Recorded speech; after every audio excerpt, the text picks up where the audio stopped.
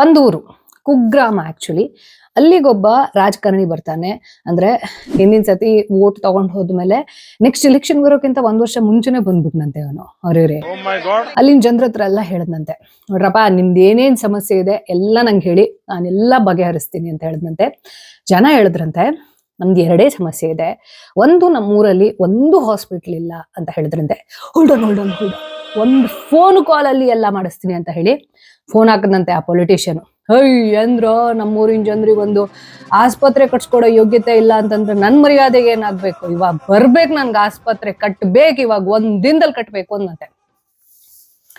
ಅದು ಮುಗಿಸಿದ್ದೆ ಒಂದಷ್ಟು ಜನ ಹಿಂಗ್ ನೋಡಿದ್ರಂತೆ, ಇನ್ನೊಂದಷ್ಟು ಜನ ಹಂಗ್ ನೋಡಿದ್ರಂತೆ. ಆವಾಗ ಈ ರಾಜಕಾರಣಿಗೆ ಜನ ಯಾಕೆ ಹಿಂಗ್ ನೋಡ್ತಿದ್ದಾರೆ ಅನ್ನೋದು ಅರ್ಥ ಆಗ್ದೋದ್ರು. ಹೆಂಗೆ ನಾನು 1 ನಿಮಿಷದಲ್ಲಿ 1 ಫೋನ್ ಕಾಲ್ ಅಲ್ಲಿ ಆಸ್ಪತ್ರೆನೇ ತರಿಸ್ತಾ ಇದ್ದೀನಿ, 2ನೇದೇನು ನಿಮ್ದು ಸಮಸ್ಯೆ ಹೇಳಿ ಅಂತ ಹೇಳಿದ್ನಂತೆ. ಅವಾಗ ಜನ ಹೇಳಿದ್ರಂತೆ, ನಮ್ಮೂರಲ್ಲಿ ನೆಟ್ವರ್ಕೇ ಬರಲ್ಲ ಅಂತ.